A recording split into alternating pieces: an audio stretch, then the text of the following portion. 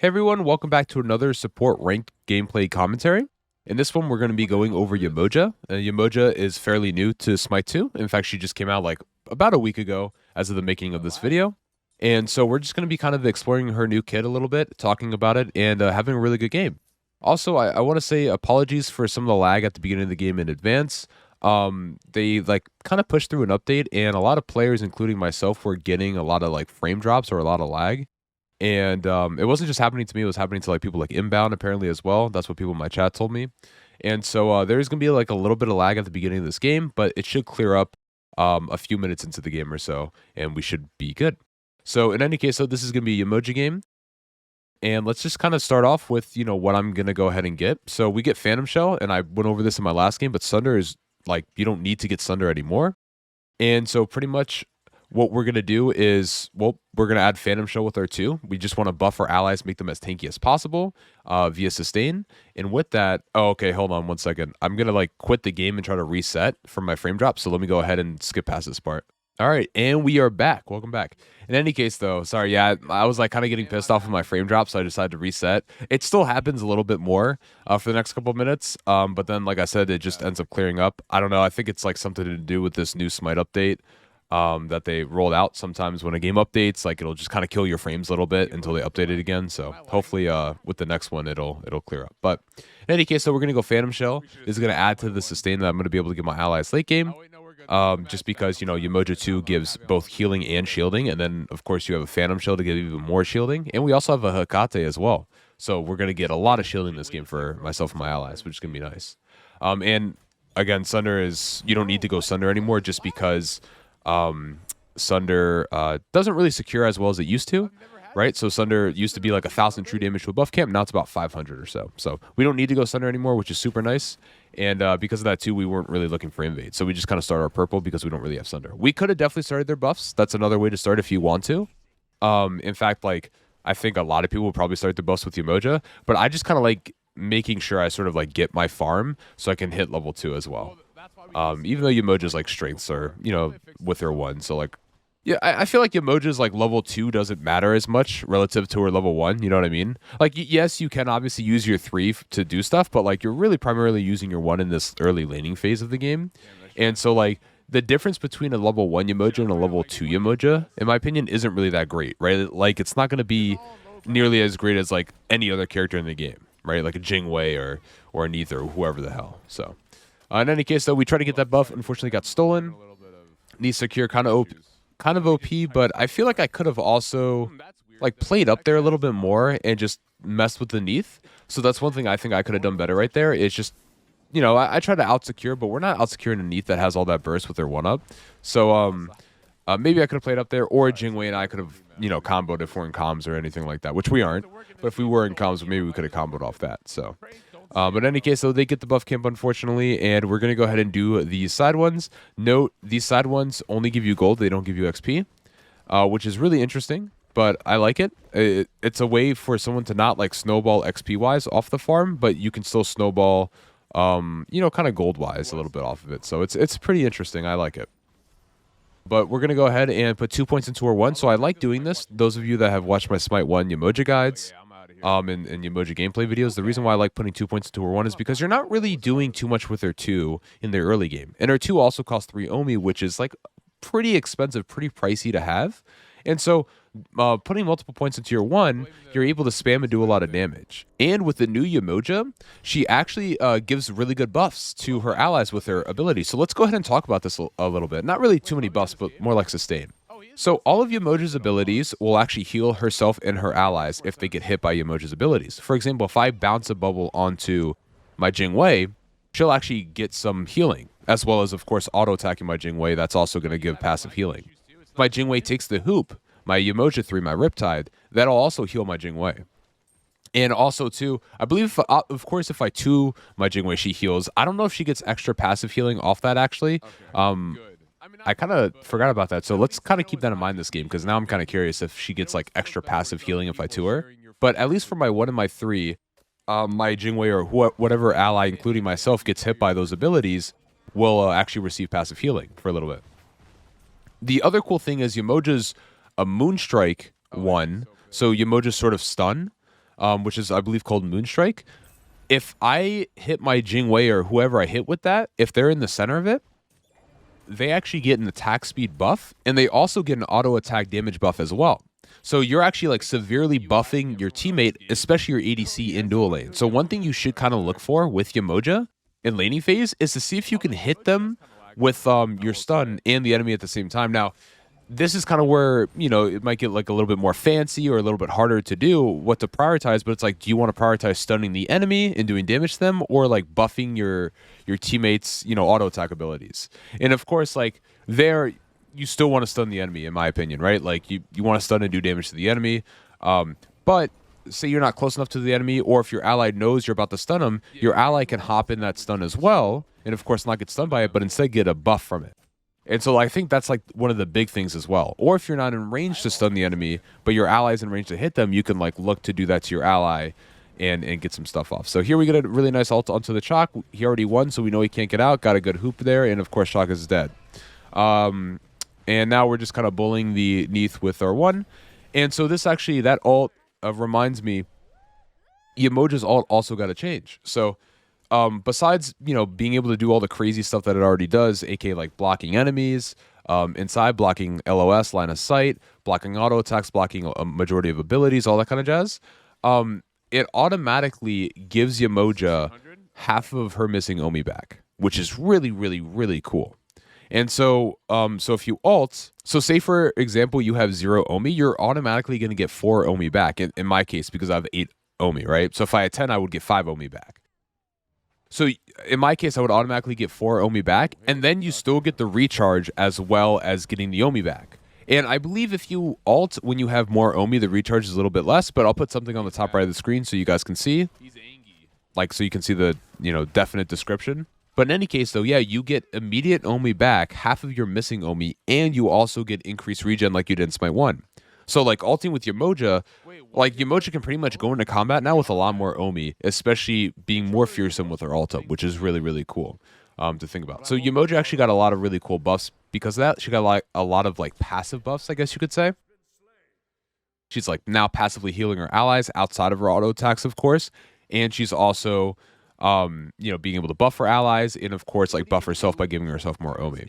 By the way, sorry if I sound a little bit different. I am like a little sick, so I'm trying to like get over that sickness a little bit, and yeah, that's probably why. But in any case, though, so yeah, we're still gonna be in lane. We're gonna be in lane for a little bit longer until I kind of feel comfortable like rotating out. Right now, I don't really need to. I don't know where that one was going, but yeah, I don't really need to. And I have Spirit Robe, so let's kind of talk about that real quick. So Spirit Robe is really nice, and I've talked about this in my other games, but, you know, we'll go ahead and talk about it again for those of you kind of like new to watching the series, and those of you that also want to kind of like follow up on this stuff. But the thing about Yemoja, or the thing about Spirit Robe, is that it gives you a lot of prots now. So it no longer gives you the 15% damage mitigation anymore that it used to in Smite 1. Instead, it pretty much just gives you additional protections, 70 total. So 70 physical, 70 magical, 140 total if you want to look at it that way. But 70 total if you get the proc, and the proc refreshes instantly. There's no internal cooldown anymore. So whenever you get hard CC'd, you're going to get the proc essentially. So if I get like Chalk Silence knocked up or stunned or, you know, any of those kinds of CCs, they're going to proc Spear Robe. So it's going to make me really, really tanky. And because Thebes is honestly not the best right now, Spear Robe is actually a pretty damn good first item, if I do say so myself. So I really, really do enjoy going Spear Robe, and that's why I kind of like win it first this game. I don't go first every game, but I felt like going it first this game is pretty good. Here we kind of, it was kind of a bad ult. I was expecting Jingwei to kind of like, not really ult out as soon as I did it, but, and then, you know, of course, Susanoo's OP, so she dies. That was kind of strange. We could have definitely like played that way, way better than we did, personally. So one right there is when Susanoo went onto the Jingwei. What we could have done is we could have hooped the Jingwei backwards. So now that I'm like kind of like, you know, re-going over this gameplay, that's what I want to do right there, instead of just kind of 2-ing her, because my 2's not going to be too effective right now. It's effective, but not like a crazy amount. So right there, we definitely could have just kind of hooped her backwards, and I'm pretty sure she does live. Also, again, that ult was kind of pretty bad.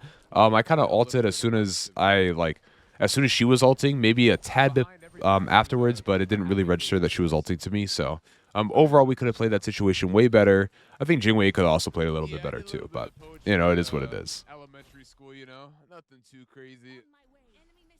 I was just like #1 in the class.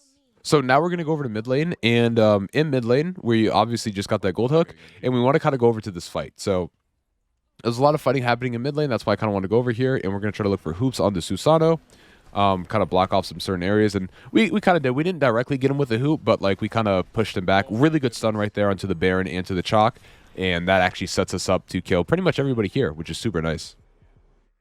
We're going to try to chase this Bellona a little bit, but I think she's just kind of out a little bit too fast. Maybe I don't auto my allies there for that extra healing. Maybe I just kind of keep walking at her so I don't lose any mobility. But yeah, it looks like she's going to be out because she still had ult. That's completely fine. And the Bellona is actually inbound, so this is actually a pretty good game. And I believe the Susano is King Oceans. For those of you that don't know, King Oceans is a pretty good player. Usually plays with inbound a lot. And I'm actually duo queued this game with Dest. So Dest is my Hekate, my mid laner. So that's another reason why I'm rotating, because I'm kind of duo queue with him. I don't want to... and out of everybody in this game, besides myself, I trust Dest the most. Shoot, maybe even I trust Dest more than I trust myself. Who knows? But Dest does actually have a really good game this game. And so, like, there's a reason why I'm kind of playing off of him. Also, too, he is on Hekate, and I think Hekate is still just really, really good. Sorry if I'm mispronouncing that a little bit, but yeah. I think Hekate is, like, really, really good. Right here, we got a good hoop to a good ult. Dust is getting pulled in, but we have a nice little hoop. But he still gets pulled in, so it was a little bit sooner. Really good hoop to get him out of the CC right there. Something I don't see enough Yemojas do is hoop their allies when they're CC'd. You can kind of think of Yemoja hoop as sort of like a... I don't want to say a beads. Wow. Did you just see that? That was crazy. And that's why we're playing off mid lane. But Yemoja hoop's kind of like a beads almost. In the sense that I don't know how that hoop missed, by the way. But in any case, I was baffled by that. The second one, the first one clearly missed, but the second one was a little weird. But so like you can kind of use it like that. It's not really a beads, of course, but like you can kind of use it like it is, right? Like hoop somebody out of CC, so it kind of like moves them out of the CC, if that makes sense. But if it doesn't make sense, I apologize for confusing you. All things considered, just try to hoop somebody out of the of CC, essentially, as Yemoja. Your teammates will love you, and you'll be a much better Yemoja than most. So definitely try to do that. But we get a good stun right there. Not too much going on. We're kind of fighting over this gold hook. So like if you're interacting with something like the gold hook and you auto or hurt someone on it, it automatically makes them go off. So we're kind of just both teams right now are just kind of playing that because we both want the gold hook. It's actually a decent amount of gold. It's like 30 gold each person, which is super nice. And how much is that? Like 150 gold for the team? So it's like not bad at all. But we do get rooted by Baron, and now he's ulting us. He misplayed this ult pretty bad though. And then Spear Robe also kind of allows me to stay alive. If I don't have a Spear Robe, honestly, I think I might have died right there. But yeah, so like Baron played that pretty bad. What Baron should be doing in that case is he should actually be kind of like twisting and turning his ult a little bit and just kind of like pulling me back. And then finally, like when he thinks his ult's going to end and I'm close enough, he should just like, you know, hit me with the coffin. I would have died there for sure if he did that. So if he played that better, I definitely would have died. Another note too is that Yemoja is pretty weak into Baron. In fact, Baron right now is really good into a lot of the characters that are out currently in Smite 2. But I do have to watch out for that because if I try to Riptide or if my ally tries to Riptide through a Baron out, you kind of still get sucked back in and you fall in place. I don't know if you guys noticed it, but it happened in T1 Tower earlier when I was hooping Dest out of the tower. He kind of like got sucked back in place because that's how Baron works. That's how his ult works. We're going to go over here. We saw Susano over here, so I don't really want to fight this, to be honest with you. I know Susano's here, but we're going to get an ult. This ult's actually pretty good this time, and we do get a really good stun on Susano. It's actually a really good ult. Get a nice stun. Or we kill her. We still have everything up too, so the Xingwei is actually kind of frying. Probably should have used our last Omi right there for our hoop instead of a slow. It is what it is, but that was a really good play by us. Super good ult. It actually hit the very end, so Susano couldn't get out, and then we had some really good stuns. So overall, really well played by us. At first, I didn't really want to fight that because he's a really strong character, and Xingwei, she's strong, but she's also a scaler. And so I didn't really have too much confidence in it, but I do think that the Yemoja ult was just really good, and it allowed us to win that fight. Xingwei also had a pretty good ult right there too. So, but because of that, because we won that, and because Dest also killed Baron in mid, we're allowed to get the gold free, which is huge. And we're gonna go ahead and back here and pick up. Let's see. Oh yeah, breastplate. I've been really liking breastplate recently. I think it got a little bit of a buff, if I'm not mistaken, like a few patches ago. But it gives you like 30% cooldown right now. With Yemoja, you love going cooldown, by the way, because it increases your Omi regen. So you definitely want to go cooldown. It's going to be super, super nice. So beads in this case, like purification beads that I have are going to give me 15 CDR. And then breastplate's also going to give me another 30% when I get that online. So I'm going to have 45% cooldown rate, which is different than the Smite 1 cooldown. But I'm going to have 45 cooldown rate, which is going to be really, really nice for me. And then Susanoo's here just kind of being weird. One thing I didn't understand is where Susanoo got that shield from. Yeah, I was kind of like looking at his items. I was like, where is he getting this shield from? I feel like, for some reason, I feel like a lot of the time in this game, a lot of people randomly are just getting shields out of nowhere. Like, it's really weird. Like, I know, of course, Yemoja 2 gives it, like, Phantom Shot, all this kind of stuff, but, like, people, like, walk around with shields. Although, he might have gotten it from the back camps. That's probably what it was. Okay. Yeah, I gotta stop being silly. That's exactly what it was. Right there, I was going to go in and try to tank this Baron ult, but then I saw Dust actually got around. Oh, hold on. It looks like a fight's about to break out. We're going to try to trap Susanoo in which we do successfully. But he actually evades the one, which is really well played by him. We're going to keep trying to spam our one on him, though. Just to lock him down so Dust can get the primary damage and kill him. If he gets him, does he get him? Uh-oh. Don't choke, Dust. Nah, never mind. Dust is the GOAT, bro. What a good ult. Good stuff, good stuff. But yeah, I was gonna tank that ult mid for Dest, for my Hakate, but I saw that she was around the corner, so I was like, okay, I don't really have to anymore. Went to a dog market on accident in Vietnam before? Really? Oh wait, they eat dogs in Vietnam too? Alright, so from here we're gonna go ahead and just look for a back. I guess we're just gonna try to upgrade our T2s. Nothing really else to do. I mean, we just want a pretty pivotal fight in mid. Well, not too pivotal. I mean, we don't really get anything from it, but we do get bragging rights, and that's, you know, that's something, right? We get the brag, we get the confidence rating up, and that's pretty big. So especially since we're only up like 4K right now, which kind of seems weird because we're double their kills, but maybe it's a solo gap. I'm always going to say solo gap. Nah, I think my solo played pretty well this game, but they do have a Bologna, so maybe the goal difference is there. I don't know where it is. But I mean, Dest is like 4 levels up on this Baron, which is kind of insane. My box is solo. It's about even with the Bologna, but Bologna's dead right now. I feel like I should know this. Jing Wei's 3 levels up underneath. How are we only like this much up? And we got the gold fear and everything? I feel like I did know that. That's weird. Okay, so it's pork. Maybe I'm the difference. No, who knows? Who knows? In any case, so we're gonna go in this jungle. Stop fooling around.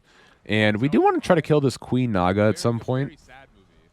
Although, I don't know if we ever really focus at this game or not. Which, we should be doing it more. But they think we're going to do it, which is why they're playing so far up here. I kind of get out a little bit before I get got on. But Dest is doing a tremendous amount of damage. So we can try to go in and try to set something up.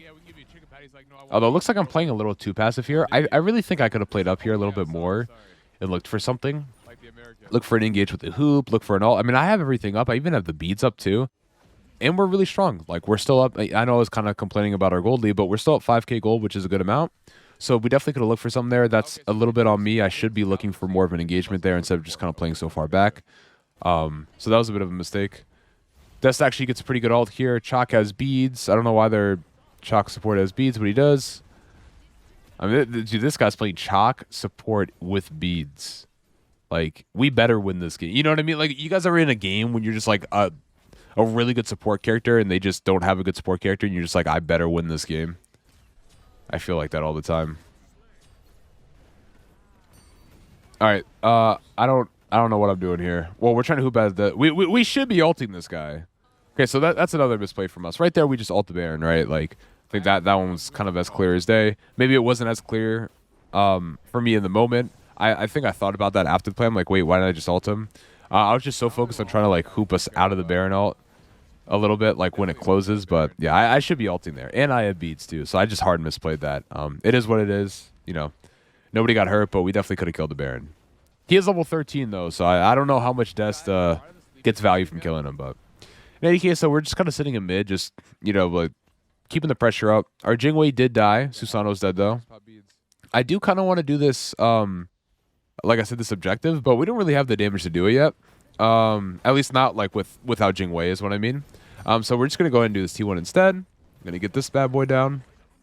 And I'm just gonna kind of play protector in mid with my Hekate right now. Again, me and Hekate together, we're forced to be reckoned with. Like we're not easily taken down, which is great. So we just kind of want to stick together as much as we can. Yemoja loves sticking together with people. I hate it when people run away from me when I play Yemoja. I'm trying to heal them. It's just kind of terrible. But in any case, though, Gold Fury's up, so we're gonna go ahead and maybe try to get this. But we do need more people over here. We do want our Jingwei and everything like that. We can easily throw a lead by, you know, pulling this Gold Fury too early. Gets it onto the chalk.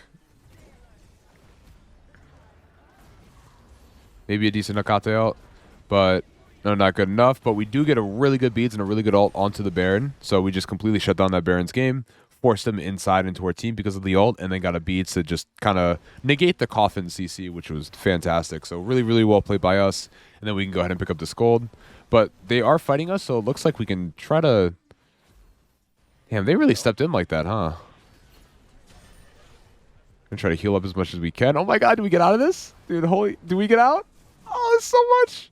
I think we do! The heal was insane. We got pots ticking. No, that was actually, like, besides the healing gap, that was a spear rope gap. I don't know if you saw the spear rope procs, but, like, that... So much damage mitigated. It was actually going ham. So much damage mitigated. But we got a breastplate online, which is great. I was looking at Baron's brew. It's still bugged, I think. I don't know if it's intended or not, but the enemy can buy Baron, like, buy his brew. So I don't know what that's all about. Ooh, Screeching Gargoyle. Let me talk about this item. I actually love this item. I think this item is fantastic. You get 50 magical procs, 20% cooldown, not 20%, but 20 CDR rate. And you get an active that silences everybody in front of you for 2 seconds. There have been so many times, but like stats aside, great stats, right? We're just adding to our cooldown rate. But stats aside, there have been so many times where I'm just able to get like a really, really good 2-second silence off onto the enemy while they're engaging, and they just kind of don't know what to do. Especially because a lot of people aren't really going beads all the time, right? Like you get one relic, so you're not having like a direct beads all the time. Sure, your support can get like purification beads or whatever for you, but at the same time, like he's really only going to use that most of the time on characters like Ares and Fenrir, you know, the big alts, right? Not like something like a Screeching Gargoyle that kind of happens randomly. So in any case, though, we're going to go ahead and itemize into that. It's going to give us cooldown rate. It's going to have good stats to it. It's going to be really, really good. We're going to try to flank the Susanoo, get a good hoop to push him back. I don't know if it's me or not. I don't really want to ult this guy, by the way, because like we should kill him. If we don't, then he deserves to get out. I don't know if it's me or not, but like Yemoja hoops in this game are just so funny to look at because they just fly backwards. Like take a look at that hoop again. Like just rewind like 10 seconds, go back to that hoop and just see him just like literally fly backwards. It's just so funny. But yeah, I think they actually did a really good job with her in this game. I like her better in this one than I do in Smite 1. I think that the extra stuff that she gets is pretty cool, and it doesn't really seem too broken. Like, I've been playing a lot of Yemoja and still losing a lot of games with her.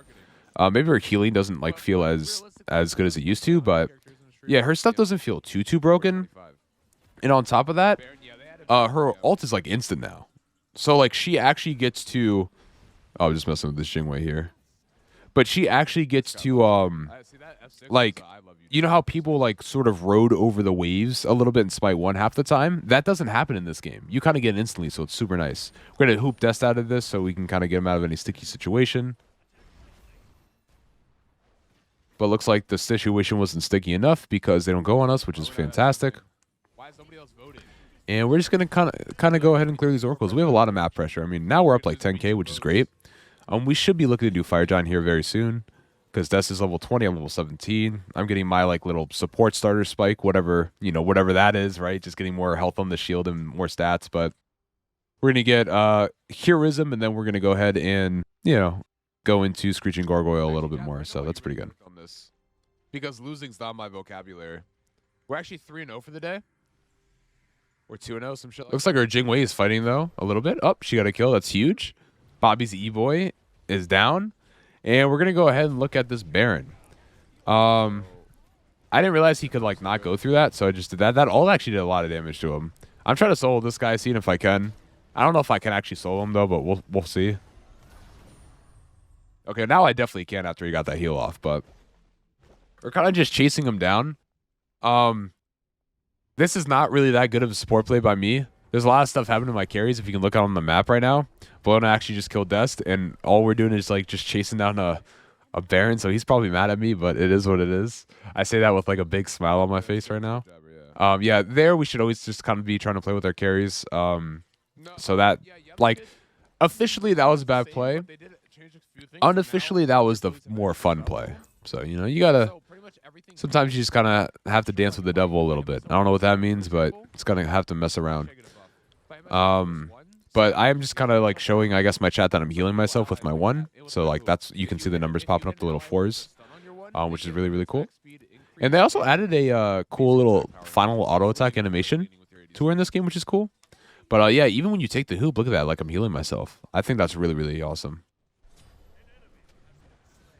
And you know, everything else still happens, right? So like, you know, if I hoop my allies, they're still getting prots, they're getting MS. If I hoop the enemies, they're still getting slowed, all that kind of jazz. So like, you're still kind of getting everything from Smite 1. You're just getting like a little bit more in Smite 2, which is really, really awesome. I think they did a good job with her. Can we do this Gold Fury? Yeah, I guess we can because Jingwei is here. Okay, yeah. Once we get this Gold Fury, like, getting 3 Gold Furies in Smite 2 is insane, man. Like, the 3rd Gold Fury just gives you increased damage to structures, pretty much. So, like, I think you get, like, plus 25% damage to structures or whatever if you complete, like, all the 3 Gold Furies, which you can see on under our, like, kills. Top score, so you see the 26. You look right under that. Those are Gold Fury symbols. That's how many we've gotten. Here, I kind of just want to back off a little bit because we're kind of in their territory and we don't really have our allies, so I don't want to, like, toss this. So we're going to back up. We should try to back pretty soon, though, and try to get Screeching Gargoyle. But let's see what we do. I don't know why we're just auto-attacking minions. Or like 2 months, maybe? I don't know. And we just back in front of them. Okay, so one thing, if you're playing this game seriously, one thing that you shouldn't really do is back in front of the enemy.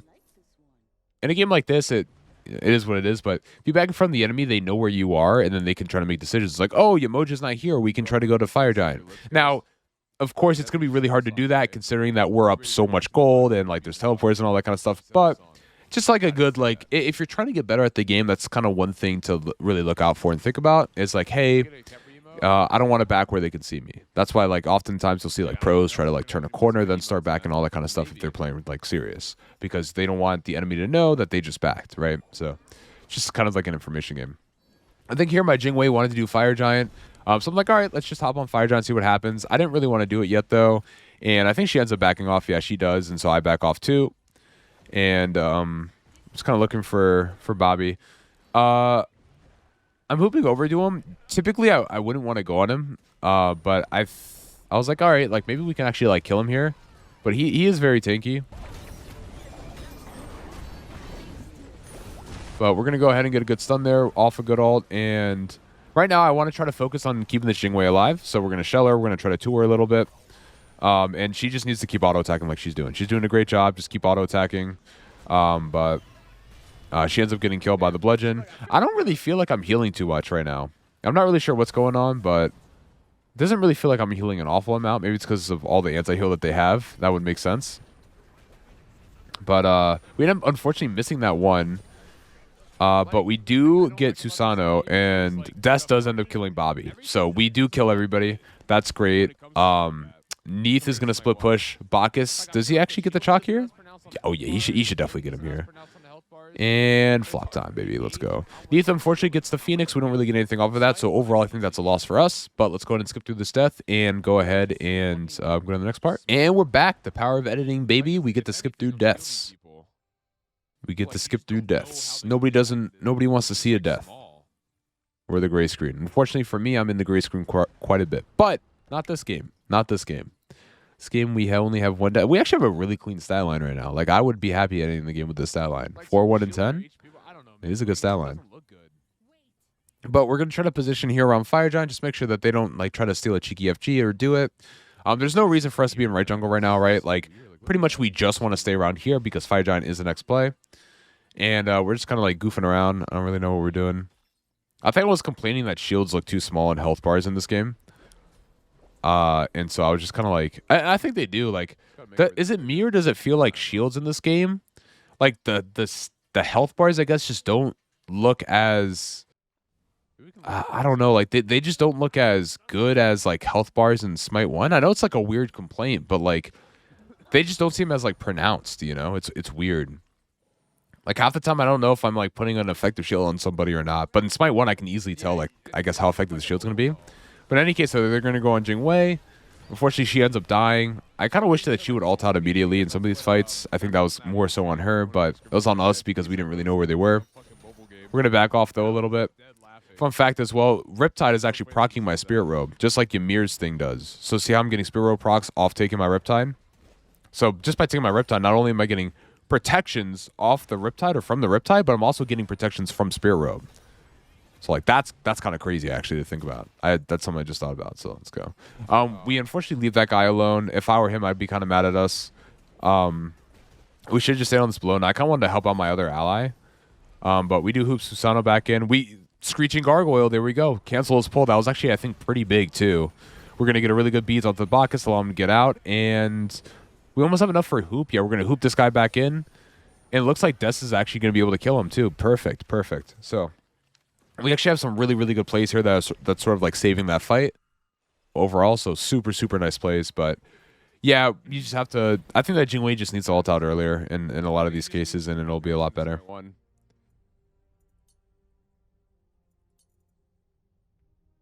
Let's see what I go into here, though. Looks like I'm sort of like debating.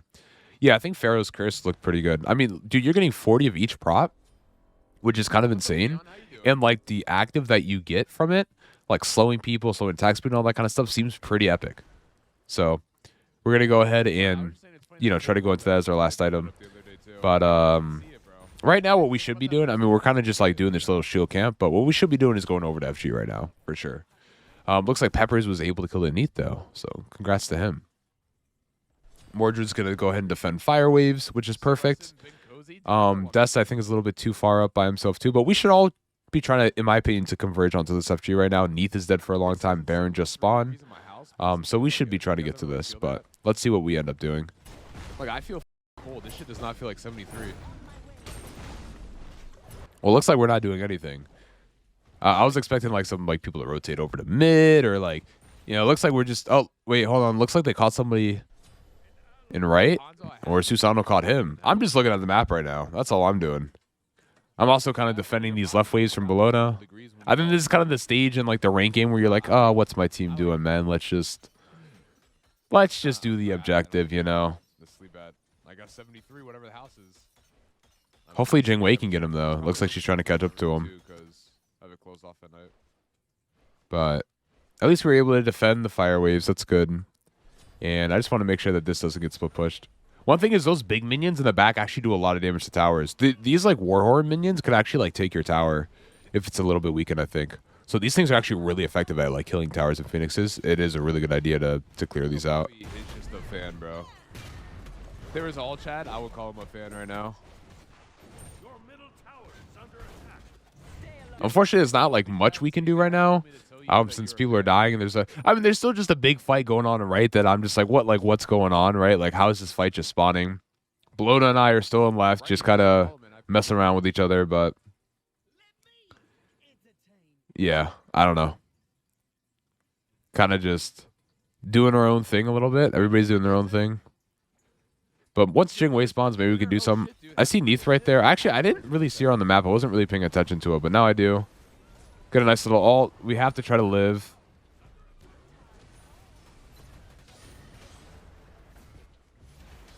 Wait, do we get out? Holy shit. Oh, nope. GG. Dude, that was close, man. That was close. That was really close. I just got beads up, so I couldn't have beads, but we do end up killing him for overstaying, which is kind of good. Actually, this is really good. Did we wipe him here? I'm not even going to like skip over this death because I think we get some good value off this. They should just kill the... Yeah, he's dead too. Okay, cool. Yeah, we'll skip over it now. And we're back. My team didn't really do much. I think Knight was split pushing, then ended up dying to... Yeah, I can't believe I died. Died to somebody. But then we ended up killing him. And... Yeah, wait. Knight might have came over there and taken portal. Whatever the case, though. We're going to get fire, so we got fire. That's huge. And we just get this Pyromancer, and we're going to be in a really, really good spot to look to try to end this game. Unfortunately, it doesn't give me bomb, but whatever. The thing about objectives in this game is they're really, like, of course, they're really just good at split pushing, right? Or not split pushing, but they're really good at, like, kind of forcing an end to the game, which is super nice. And they made it so, like, Gold Fury is good at doing that too, right? Gold Fury, you're getting increased damage to structures now. Fire Giant, you just get increased damage overall, right? Like, increased power. You now have the Pyromancer back into the game, which is awesome. So, like, now we actually get, like, a Pyromancer bomb, which we're allowed to use, or a runic bomb, which we're allowed to use to, you know, kill the kill like structures or like secure objectives, all that kind of jazz. So it's actually really, really good for us. Also, too, Ancient Fury, right? Ancient Fury allows us to really like push a tower almost for free. They did nerf Ancient Fury a little bit from what it used to be. So it used to like disable all the enemy towers on the map for like 2 minutes. Now I believe it only disables like the most immediate towers. So in this case, it would just disable the enemy's T2s, I believe. But it does put an attack speed slow onto the structures that are not completely disabled, I'm pretty sure. So that's pretty good. If I'm wrong, maybe somebody in the comments could just tell me I'm wrong. But I'm pretty sure that's how it works. We're going to go in the hoop in, though, get some ults out. Or not ults out, but we're going to get an ult on him. And I'm going to try to like live as much as I can. If I can just be like a little bit evasive or elusive in these fights, like my team can free cast. So yeah, we're just gonna keep trying to shield. Our main objective right now is to spam to our allies and just like shell them and stuff like that. We hard missed that too. That's completely fine. But we want to 2 these guys as much as we can, and just, you know, infinitely sustain them, right? Like keep them in the game as long as possible. So that's kind of what we're doing. We ended up wiping them pretty much. Chalk's the only one up, so this is pretty much GG. This is gonna be game. I don't ever see a way Chalk defends versus 5 of us, especially with the healing Yemoja on the enemy team. So, but guys, this is going to be the game. Thank you all so much for watching this. I really appreciate it. I hope you guys learned a lot from this game. And like I said before, the lag did clean up, so let's go. Just a few minutes in. But I hope you guys enjoyed this gameplay commentary. I hope you guys learned a lot, learned how to play Yemoja. And if you like her kit or you haven't really played her before, if you're kind of new to Smite, try her out. She's really fun. She's one of the most fun characters. She was really OP for a really long period of time in Smite 1, and so she's probably going to be really OP for a really long period of time in Smite 2 as well. But in any case, though, this is kind of how you play Yemoja at more of like a Grandmaster level and all that. So I hope you guys enjoyed and learned a lot. Until next video, see ya.